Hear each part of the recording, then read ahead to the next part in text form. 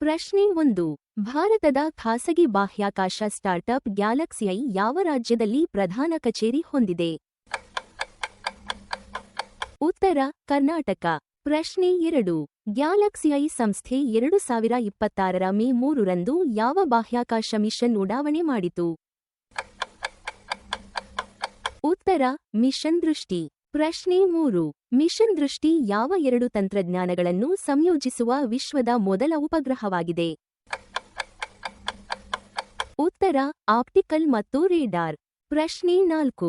Mission ದೃಷ್ಟಿ ಉಪಗ್ರಹವನ್ನು ಯಾವ ಕಂಪನಿಯ ರಾಕೆಟ್ ಮೂಲಕ ಬಾಹ್ಯಾಕಾಶಕ್ಕೆ ಕಳುಹಿಸಲಾಯಿತು?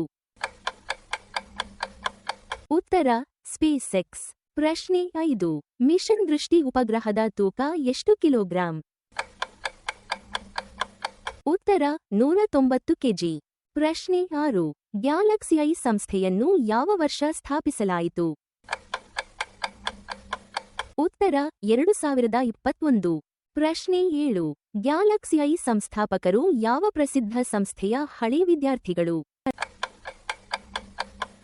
ಉತ್ತರ: ಐಐಟಿ ಮದ್ರಾಸ್. ಪ್ರಶ್ನೆ 8. ಇಸ್ರೋದ ಪ್ರಧಾನ ಕಚೇರಿ ಯಾವ ನಗರದಲ್ಲಿದೆ?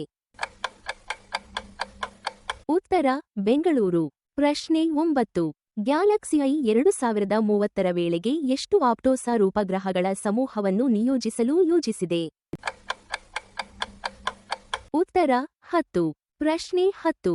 ಮಿಷನ್ ದೃಷ್ಟಿ ಯಶಸ್ಸಿನ ನಂತರ ಯಾವ ಭಾರತೀಯ ಬಾಹ್ಯಾಕಾಶ ಸಂಸ್ಥೆ ಗ್ಯಾಲಕ್ಸಿಐಗೆ ಅಭಿನಂದನೆ ಸಲ್ಲಿಸಿತು? ಈ ಪ್ರಶ್ನೆಯ ಉತ್ತರವನ್ನು ಕಾಮೆಂಟ್ನಲ್ಲಿ ಬರೆಯಿರಿ. ಧನ್ಯವಾದಗಳು. ಲೈಕ್ ಮಾಡಿ, ಶೇರ್ ಮಾಡಿ, ಫಾಲೋ ಮಾಡಿ.